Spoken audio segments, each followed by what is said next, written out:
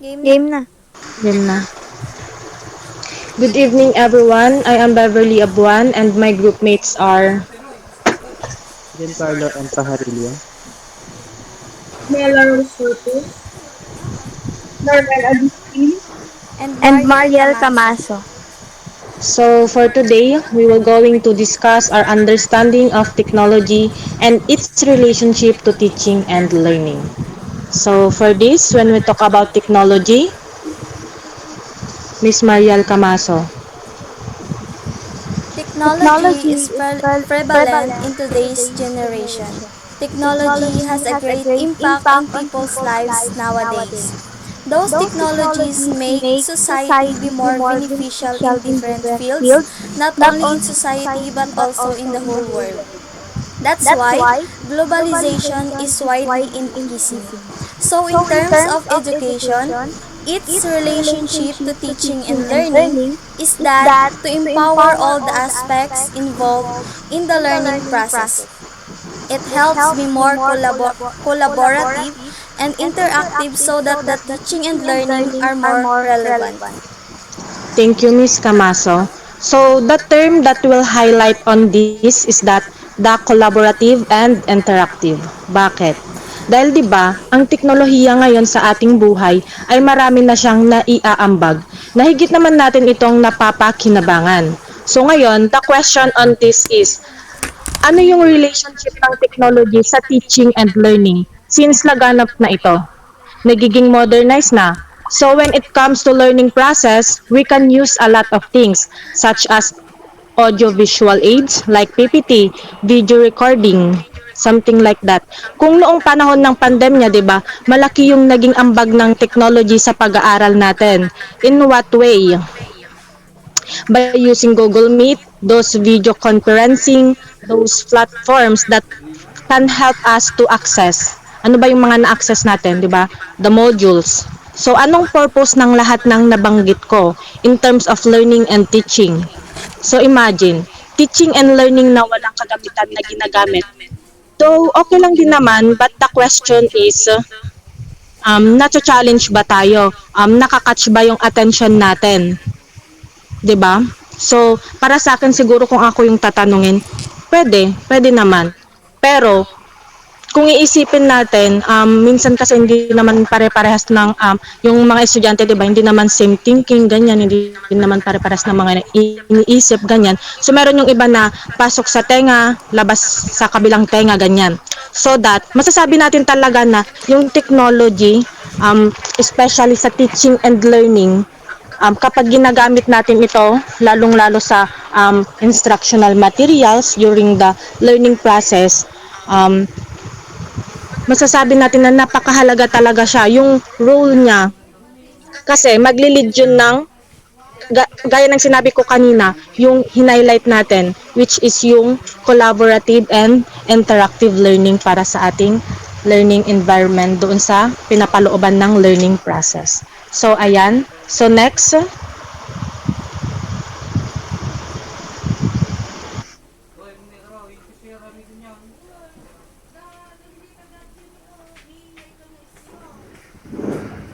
Okay, next. In today's generation or society, technology has completely conquered everything. People cannot live without technology because makes things easier for a person to do. We can use or access information faster or let technology do what we should do. This is one of the reasons why technology is so important in people's lives, especially those with jobs that require technology or for students because it makes learning more interactive and collaborative, which helps students engage more with of course material. Sa madaling salita, ang technology ay laganap na sa panahon ngayon. Lahat ng makikita natin ay likha ng technology. Gaya nga ng sinabi ko kanina, technology has completely conquered everything and people cannot live without technology. Kapag sinabi nating everything, ibig sabihin ay lahat in Filipino. Hindi lang umiikot ang technology sa bagay o objects na nahahawakan at nasasakyan ng tao. kundi pati na rin sa resources na kayang magsalba ng buhay or sa buhay ng tao gaya ng pagkain, tubig at mga gamot. Pinapakita pinapakita lamang dito kung gaano kalaking tulong ng technology sa buhay ng tao sa seryosong bagay man, educational purposes ganon, o sa entertainment, gaya ng paglalaro ng mobile games. Kung i-connect natin siya sa relationship ng technology, sa sa teaching and learning, mas effective yung pagtuturo ng teacher while yung nakukuha or nakukuha ng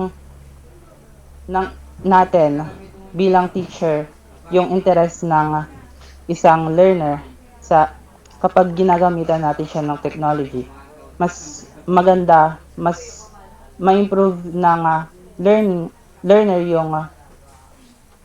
yung topic kapag mas creative yung way ng kunyari yung PowerPoint ng ginawa ng isang teacher. Next.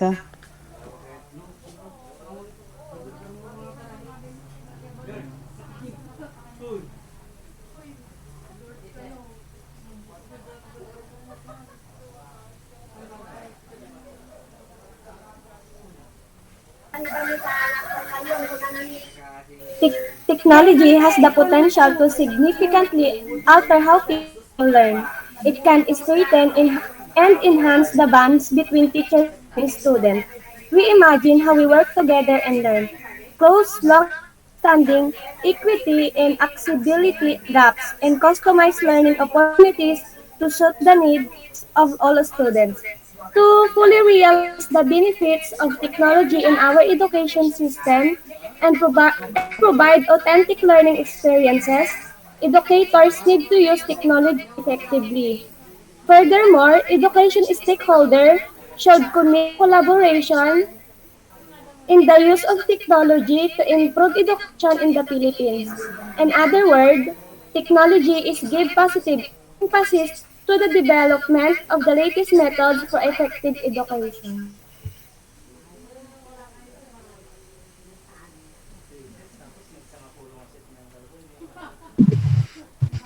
Technology has revolutionized the field of education, transforming the way we teach and learn. With the advent of computers, smartphones, and the internet, information is readily accessible at our fingertips. This accessibility has opened up a world of possibilities for both teachers and students.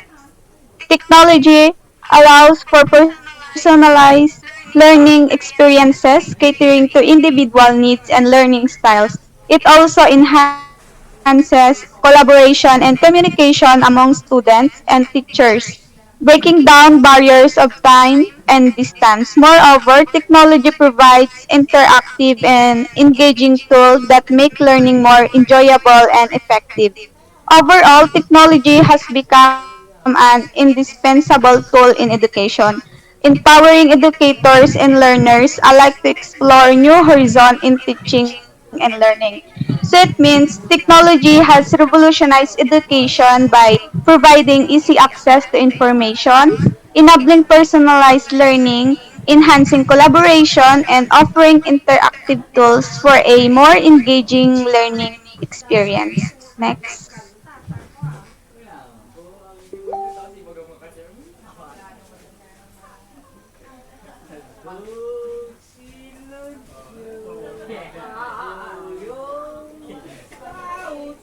Ayan. Technology that is made use of in the classroom is very beneficial in helping the students understand and absorb what they are being taught. For instance, since there are a number of students who are visual learners, projection screen connected to computers could be put in classroom to let the students see their notes as opposed to simply sitting down and listening to the instructor teach. Ayan.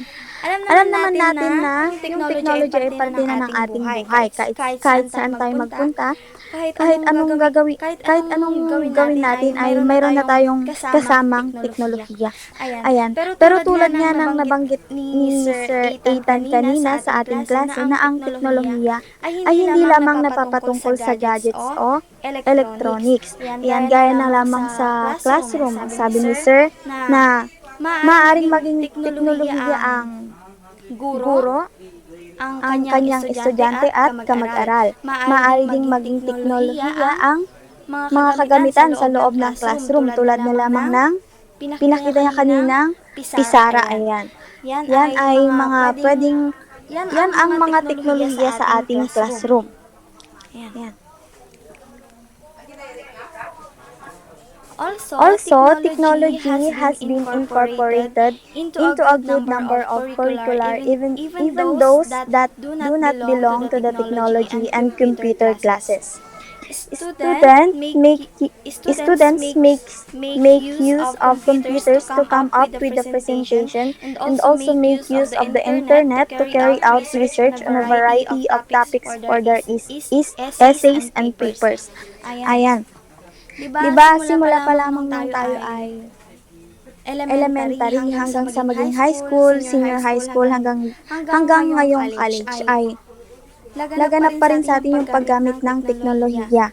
Ayan. Diba, nung high school tayo, meron tayong subject na computer. Ayan, na kung saan tayo ay gumagawa doon ng mga outputs natin, ganyan, yung mga activities para sa ating subject na computer. Ayan, yun lamang sir. Maraming salamat po.